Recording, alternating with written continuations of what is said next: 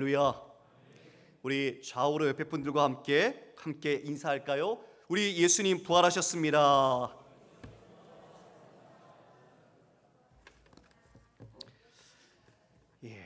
우리 주님께서 사망 권세 그 모든 것들을 이기시고 부활하셨습니다. 성도 여러분, 그 부활이 우리가 1년에 한 번 부활절로 지키지만 그 부활의 권능과 능력이 우리의 삶의 힘이요 우리가 살아가는 능력이 되는 줄 믿습니다. 우리 또한 그런 부활의 모습으로 장차 변화될 것이며 우리가 이 땅에서의 삶이 전부가 아니라 영원한 생명을 있음을 부활이 우리에게 증거하고 있기 때문이죠. 그 부활의 권능으로 오늘도 우리가 말씀 가운데 나가고 그 말씀으로 힘있게 끝까지 충성하는 자랑스러운 성도가 되시기를 주님의 이름으로 축원합니다. 여러분, 베드로와 요한이 그 미문 앞 앉아있던 안진뱅이를 예수님 이름으로 일으켰습니다. 그것은 부활하신 주님이 지금도 역사하심을 나타내신 권능의 사건이었죠. 그런데 잡혀갑니다. 공회에 그가 붙잡혀가죠. 공회에서 신문합니다. 무슨 권세와 누구의 이름으로 이 일을 행했느냐. 그것은 이 두 사도를 얽어매서 정죄하기 위한 신문이었습니다. 압니다. 그들의 의도를 알지만 이 베드로와 사도는 분명하게 담대히 선포합니다. 이가 낳은 이 선한 일로 인한 것이라면 예수 그리스도의 이름으로 이 모든 것이 되었노라. 두려움 없이 그 모든 공회에 71명이나 되는 그 예루살렘의 최고 결정 기구에서 그들은 담대하게 예수 그리스도의 이름을 선포합니다.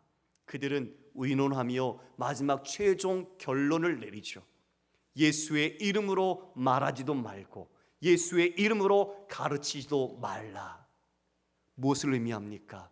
예수의 이름은 입 밖에도 꺼내지 말라라는 결정을 사내들인 공회가 내린 겁니다. 그러나 그 신문 그리고 질문과 그에 의한 결론 앞에 사도는 말합니다. 하나님 앞에서 하나님의 말씀을 듣는 것이 사람의 말씀을 듣는 것보다 어떤 것이 더 옳은지 판단하라. 여러분, 두 사도는 자신의 죽음을 그리고 자신의 고난과 박해를 두려워하지 않았습니다. 왜일까요? 그 안에 살아계신 예수 그리스도께서 함께하고 계시기 때문입니다. 성령이 그들에게 임하셔서 성령 충만함 가운데 주의 말씀하신 약속대로 그 모든 권세자들 앞에서도 담대하게 예수 그리스도가 누구신지 선포할 수 있었던 것입니다.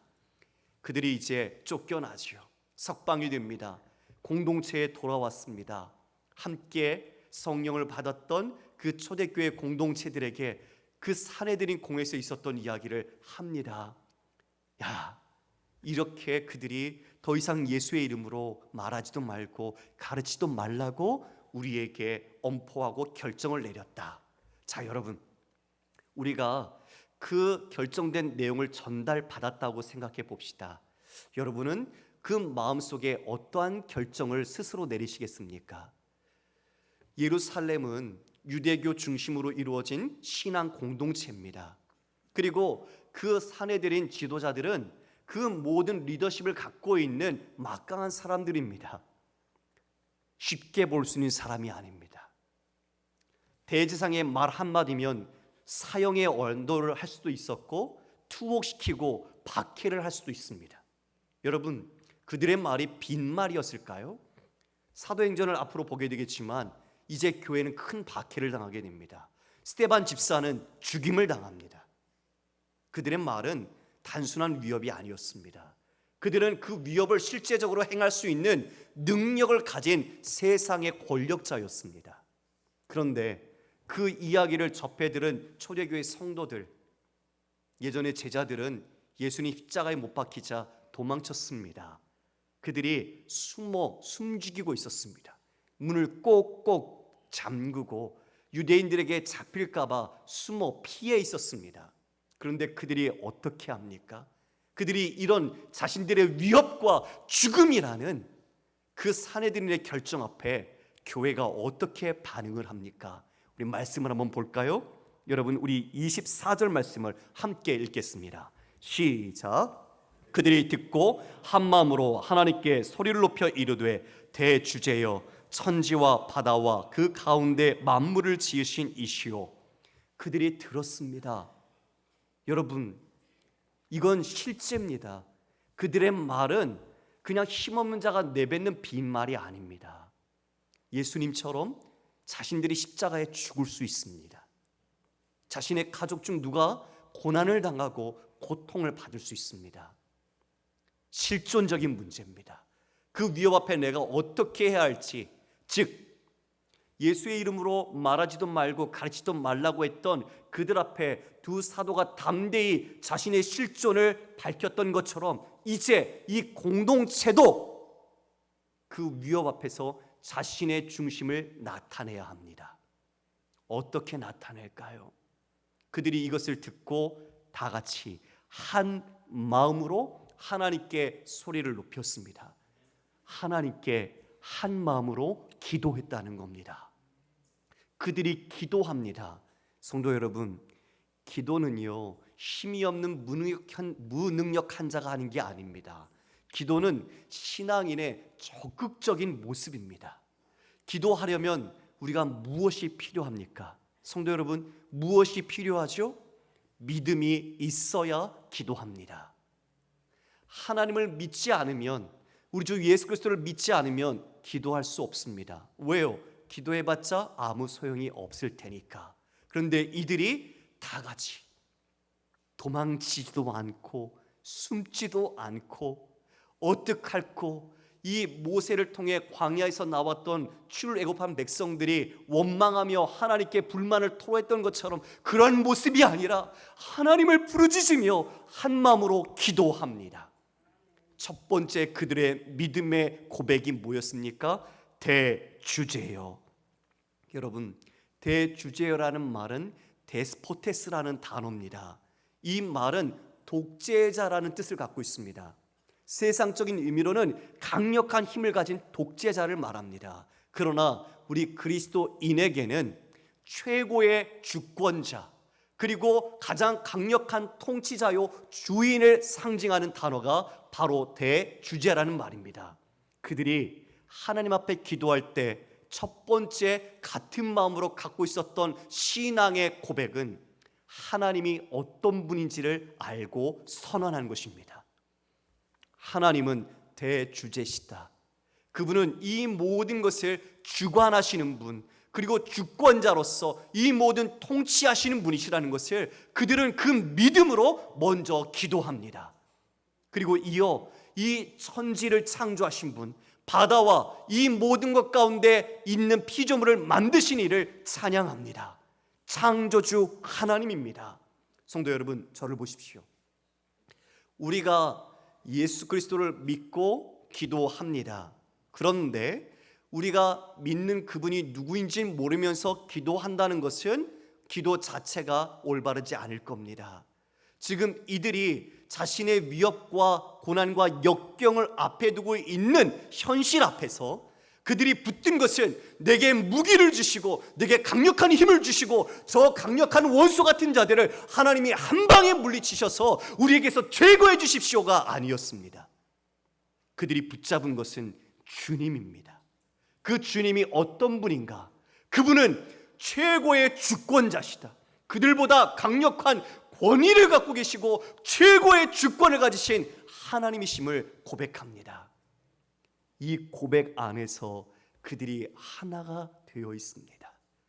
주님이 어떤 분인지 자신의 생명의 위협 앞에서 그분을 붙잡습니다. 그리고 그분은 천지를 창조하신 분임을 고백합니다. 이어 무엇을 말합니까? 25절 26절입니다. 또 주의 종 우리 조상 다윗의 입을 통하여 성령으로 말씀하시기를 어찌하여 열방이 분노하며 족속들이 허사를 경영하는고 세상의 군왕들이 나서며 관리들이 함께 모여 주와 그의 그리스도를 대적하도다 하신 이로소이다. 여러분, 시편 다윗 시편 2편 1절로 2절 말씀을 이야기합니다. 자, 하나님의 어떤 분인지를 고백합니다. 너무나 중요하죠. 우리가 인생의 광풍을 만났을 때 주님을 상투적으로 형식적으로 부르는 게 아니라 그 주님이 진짜 어떤 분인지 우리가 인식하고 그 주님을 찾아야 합니다. 나를 창조하신 하나님, 이 모든 역사를 주관하시고 우주 만물을 다스리시며 그 모든 역사의 수레바퀴를 움직이시는 주권자 하나님, 그분을 내가 믿고 고백하며 부릅니다. 그리고 이어 말씀을 찾습니다. 그 말씀, 이미 다윗을 통해서 예언된 말씀대로 이 세상의 군왕들과 통치자들이 주님과 그리고 그의 종 메시아인 예수 그리스도를 대적한다는 말씀이 이미 예언되어 있었습니다. 자신들의 현실을 봅니다. 그 말씀 속에 자신의 믿음을 근거를 두면서 자신들의 현실을 적용합니다. 성도 여러분, 말씀으로 기도해야 합니다. 성도의 기도의 근거는 주님의 약속의 말씀입니다. 그리고 그 말씀이 이 삶에 현실적으로 성취되고 있다는 것을 믿음의 영적인 감각으로 알아야 합니다. 그들은 지금 시편을 통해 다윗에게 주어진 성령의 말씀이 지금 이 시간에도, 이 현실과 지금의 직면한 이 순간에도 그대로 이루어지고 있다는 것을 말씀 속에 고백하는 겁니다. 주와 그리고 그리스도를 대적한다. 세상의 이방인들과 열방들이 이와 같이 하나님을 대적하고 있는 것은 지금도 여전합니다. 최고의 권력자들이 자신의 왕국과 나라에서 자신의 자국의 이익을 앞세우며 무기를 만들고 더 많은 군사력을 갖고 더 많은 돈을 모아서 자신들이 이 모든 것을 통치한다는 것을 주장하고 있습니다. 누가 진짜 이 역사를 다스리십니까? 이 세상의 강대국의 대통령입니까? 많은 돈을 갖고 있고 군사력을 갖고 있는 자가 진정한 주권자입니까? 그들이 우리의 생명과 우리 넘어진 우리의 이상의 이 모든 삶을 그들이 다스립니까? 아닙니다. 여러분, 분명하게 신앙 고백을 하셔야 합니다. 이 세상의 권력자들이 우리에게 총칼을 들이댈지라도 그 앞에서 베드로와 요한의 고백처럼 너희의 말을 듣는 것과 하나님의 말을 듣는 것 중에 무엇이 옳은가 판단하라. 우리가 그와 같은 믿음의 고백이 있어야 합니다. 지금 이 교회 공동체가 그 말씀을 깨닫습니다. 그 말씀을 현실에서 봅니다. 말씀대로 이미 예언되었던 그것이 지금도 여전하게 이루어지고 있구나. 그 말씀 속에서 현실을 알게 됩니다. 그런데 그들이 이와 같은 대적을 하는 모든 것들이 어떤 일이라고 말하고 있죠? 무엇을 경영한다고요? 허사요, 헛된 일. 그들이 죄 아무리 하나님과 그리스도를 대적하고 성도들을 고난하고 핍박하고 죽여도 그 모든 일이 무엇이라고요? 헛된 일이라고요. 왜입니까? 최고의 주권자가 하나님께 있고 그 고난과 역경도 하나님의 주권자의 죽은 섭리 가운데 있기 때문이죠. 모든 것이 하나님의 고난 속에서 그 모든 일이 이루어지고 있다는 것을 성도가 깨달을 때 내가 짓고 있는 지금 고난이 나만 겪는 고난이 아니라 하나님의 그 고난 속에 나를 향하신 뜻이 있고 하나님의 선하신 계획이 있다는 것을 우리는 믿을 때 그 모든 고난도 넉넉히 감당할 수 있는 것입니다. 분명히 주께서 말씀하셨습니다. 산상수훈에서 의를 위하여 박해를 받는 자는 복이 있다. 분명히 의인은 박해를 받습니다. 그 박해를 피할 수 있는 사람은 아무도 없습니다. 그 박해는 도리어 신자가 살아있는 믿음을 갖고 있다는 증거입니다. 여러분이 믿음 때문에 이 세상에서 많은 사람들에게 멸시와 배척과 비난을 당한다면 그것은 여러분이 믿음의 사람이라는 것을 입증하는 것입니다. 그러나 세상과 평안하게 산다면 그런 박해가 없을 것입니다. 우리는 믿음을 돌아봐야 합니다. 분명하게 이 모든 대적자들 가운데서 하나님께서 이 모든 것을 넘어서 주관하시고 하나님의 뜻을 반드시 성취하시는 분이라는 것을 우리는 믿음 가운데 놓치지 말아야 할 것입니다. 그래서 27절 이하에 말합니다. 과연 헤롯과 본디오 빌라도는 이방인과 이스라엘 백성과 합세하여 하나님께서 기름 부으신 거룩한 종 예수를 거슬러 하나님의 권능과 뜻대로 이루려고 예정하신 그것을 행하려고 이 성에 모였나이다.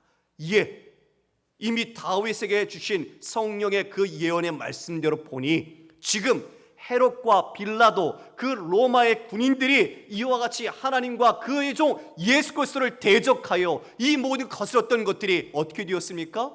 일어났습니다. 지금도 여전히 있습니다. 그런데 여러분 생각해 보십시오. 그것이 그들의 승리입니까? 그것이 그들의 성공이었습니까? 그들은 예수님을 죽였기에 더 이상 자신의 정적이 없고 자신의 뜻대로 할 수 있으라고 여겼을지 모릅니다. 자신들의 뜻이 이루어졌다라고 기뻐했을지 모릅니다. 그러나 착각이죠. 하나님은 최고의 주권자십니다. 인간의 이성과 상식, 경험을 뛰어넘어서 하나님의 지혜로 일을 이루시는 분입니다. 그들은 자신의 뜻을 이룬 것 같지만 알고 보니 어떻게 되었을까요?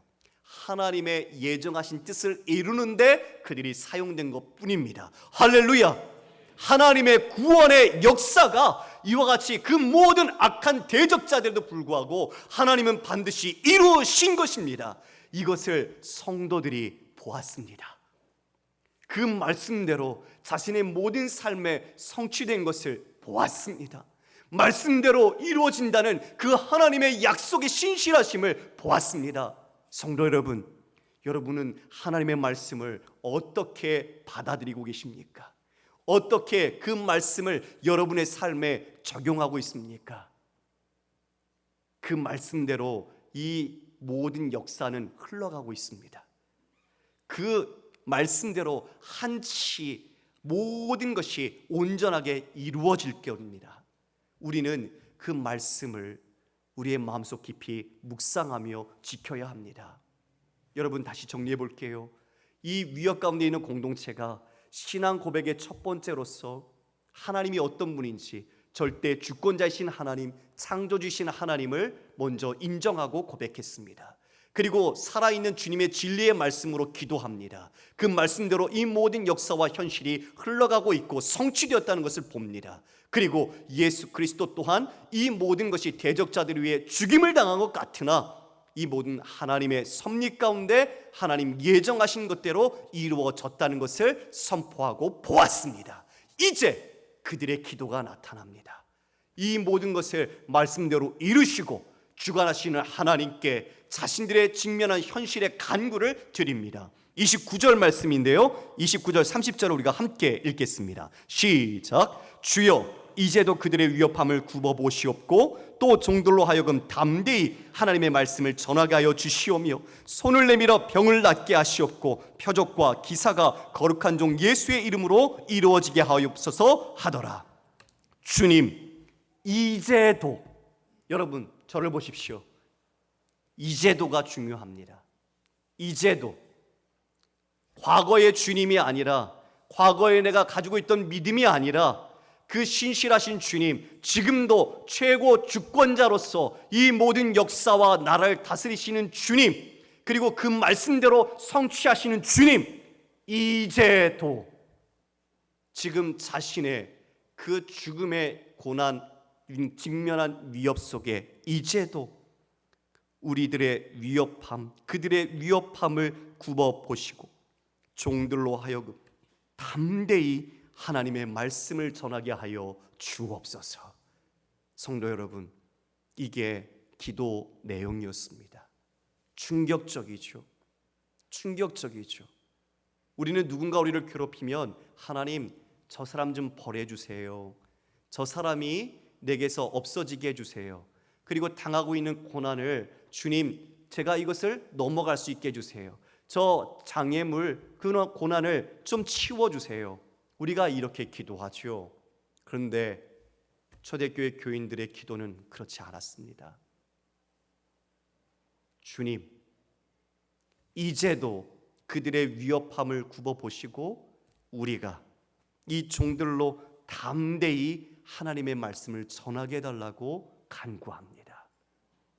그들의 기도의 제목은 하나님의 진리의 말씀을 선포하는 것입니다. 할렐루야. 여러분, 우리가 왜 살아야 할까요? 우리가 왜 공부하고 왜 열심히 일해야 할까요? 왜 이 시간 우리가 이 자리에 앉아서 예배할까요? 예배하면서도 우리가 형식적으로 앉아 있거나 주님을 전심으로 예배하지 못하면서 왜 이 자리에 앉아 있을까요? 주님은 우리를 어떻게 과연 보고 계실까요? 주님이 진짜 우리에게 원하시는 게 무엇일까요, 여러분? 성도 여러분, 하나님의 진리의 말씀을, 이 말씀 속에서 우리가 그분을 확인하고 우리가 그분을 신뢰하고 그분께 우리의 모든 삶을 맡기고 우리의 삶의 내용을, 그 진리의 말씀을 선포하는 것이 우리에게 주어진 사명입니다. 초대교회는 그것을 기도했습니다. 자신들이 숨을 수 있도록 도와주시거나 이 모든 환난을 피할 수 있게 해주시거나 그들이 죽어서 없어지게 하거나가 아니라 이 고난이 있더라도 우리에게 담대하게 하나님의 말씀을 선포하게 해 주옵소서. 이것이 교회의 사명이며 우리 성도의 본질입니다. 우리가 그 앞에 여러분 답하시기를 원합니다. 나는 무엇으로 사는가? 나는 무엇을 목적으로 살아가고 있는가?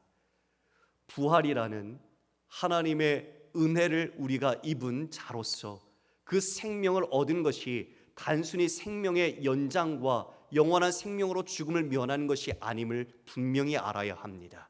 새롭게 태어난 것은, 우리를 새롭게 그리스도인으로 창조하신 것은 하나님의 목적과 사명이 있습니다. 그것은 우리의 온 삶을 통해 예수 그리스도 그분의 부활과 그분이 메시아이심을 증거하는 것입니다. 그들이 자신들이 전하는 이 진리, 이 모든 메시지가 진짜라는 것을 하나님께서 손을 들어서 응답해 주시기를 간구합니다. 치유와 표적과 기사로서 이 하나님께서 주신 말씀이 온전히 진리이고 예수 그리스도가 왕이심을 입증해 달라고 간구합니다. 여러분, 성령 충만하니까 뭐합니까? 성령 충만했더니 뭐 한다고요? 주의 말씀을 증거하는 겁니다. 이것이 성령 충만함입니다. 성령 충만하니까 신비한 기적과 역사를 일으키는 게 아니라 성령 충만한 자는, 예수가 내 안에 맘껏 사는 자는 말씀대로 순종하시고 우리를 위해 십자가 지시고 죽으시고 부활 승천하셔서 지금도 우리를 위해 중보하고 계시는 바로 주님께서 가신 것처럼 우리도 그 진리의 말씀을 따라 순종하고 선포하는 것입니다. 그 기도가 맞춰지자 어떤 일이 일어났을까요? 31절에 빌기를 다함에 모인 곳이 진동하더니 무리가 다 성령이 충만하여 담대히 하나님의 말씀을 전하니라. 세 가지 응답이 주어졌습니다. 첫 번째, 그 모인 자리가 진동을 합니다. 여러분, 언제 진동이 있었어요? 자, 여러분 눈을 떠서 저를 보십시오. 귀한 시간입니다. 귀한 시간입니다. 예수님께서 십자가에서 운명하셨을 때 진동이 있었습니다. 주님의 임재, 주님의 현현이 그와 같이 나타났었죠. 지금 이들의 기도를 이와 같이 주님께서, 하나님께서 받으셨다는 것이 진동으로 나타난 겁니다. 그리고 이어서 그 모두가 다 성령의 충만함을 받았습니다. 성령 충만함을 모두가 다시 받았죠. 그리고 무엇을 합니까? 성령이 충만하여 담대히 하나님의 말씀을 전하니라. 담대히 사내들이 공회에서 선포했던 두 사도처럼 이 모든 교인들이 담대히 예수 그리스도와 주님의 말씀을 선포한 것입니다. 저는 우리 교우들이 여러분의 모든 삶의 자리에서 이와 같이 주님의 진리의 말씀을 선포하는 성도가 되기를 간절히 소망합니다. 주님이 기뻐하시는 성도, 왜 사는가 물으면 주의 말씀을 전하기 위하여 산다는 분명한 사명의 목적을 밝힐 수 있는 우리가 되기를 원합니다. 그렇게 성령 충만한 교회 공동체가 놀라운 기적의 모습을 보입니다. 32절 이하에 보면 어떤 일이 일어납니까? 32절입니다. 믿는 무리가 한 마음과 한 뜻이 되어 모든 물건을 서로 통용하고 자기 재물을 조금이라도 자기 것이라 하는 이가 하나도 없더라. 여러분, 어찌 인간이 이럴 수 있습니까? 자기 것을 자기 것이 아니라고 말할 수 있는 곳이 어디에 있습니까? 이것을 다른 사람 위해 아낌없이 내줄 수 있는 공동체가 과연 어디에 있습니까? 인간은 탐욕스럽습니다. 부패한 인간은 자기중심적이고 이기적입니다. 더 많은 것을 가졌으면 가졌지 내 모든 것을 다 내어줄 수 있는 것을 새로 인간이 거듭나지 않으면 할 수 없는 일입니다. 성령으로 거듭난 이와 같은 교회 공동체가 자신의 것이 아님을 고백하며 모두에게 함께 쓰도록 내어줍니다. 그리고 사도들은 더욱 예수 그리스도의 말씀, 부활의 주님을 증거하며 은혜를 받은 많은 무리들이 모여듭니다. 그리고 자기의 밭을 팔아서 사도들에게 주니 사도들이 그것을 각자의 필요를 따라 나누어 주었습니다. 사랑하는 성도 여러분, 놀라운 기적이죠.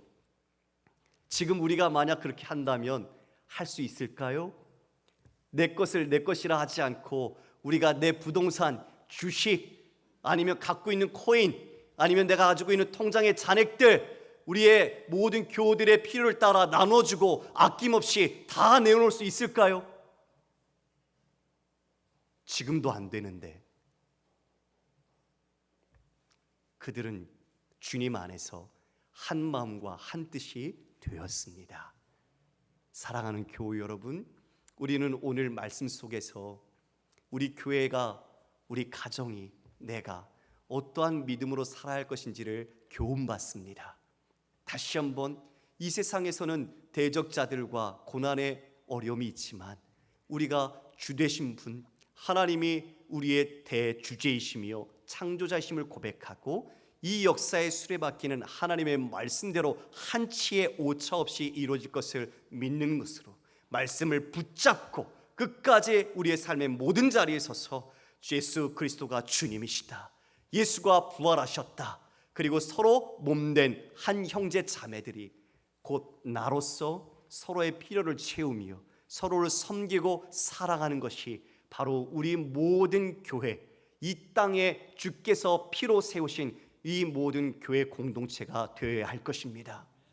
성도 여러분, 이것을 우리 주님께서 간절히 소망하며 기도하셨습니다. 대제사장의 직분, 그 모든 것을 감당하며 이 제목으로 기도하셨습니다. 확인해 볼까요? 요한복음 17장 21절 이하의 말씀입니다. 우리 자막을 보고 함께 읽겠습니다. 시작. 아버지여, 아버지께서 내 안에, 내가 아버지 안에 있는 것 같이 그들도 하나가 되어 우리 안에 있게 하사 세상으로 아버지께서 나를 보내신 것을 믿게 하옵소서. 내게 주신 영광을 내가 그들에게 주었사오니 이는 우리가 하나가 된 것 같이 그들도 하나가 되게 하려 함이니이다. 곧 내가 그들 안에 있고 아버지께서 내 안에 계시어 그들로 온전함을 이루어 하나가 되게 하려 함은 아버지께서 나를 보내신 것과 또 나를 사랑하신 같이 그들도 사랑하신 것을 세상으로 알게 하려 함이로소이다. 우리 주님의 간절한 눈물의 기도가 아버지와 우리 주님께서 하나인 것처럼 우리도 주 안에 하나가 되는 것이었습니다. 예수 그리스도와 연합되고 그리스도의 몸으로서 각 지체가 서로를 사랑하고 아끼며 진정한 이 땅에 주님께서 세우신 공동체 교회로서 하나님께 영광 돌리기를 원하셨습니다. 하나가 되는 것은 이 땅에 예수 그리스도께서 아버지께로부터 보냄받은 분이라는 것과 예수님이 아버지의 사랑을 받은 것처럼 우리가 하나님의 사랑을 받고 있다는 증거입니다.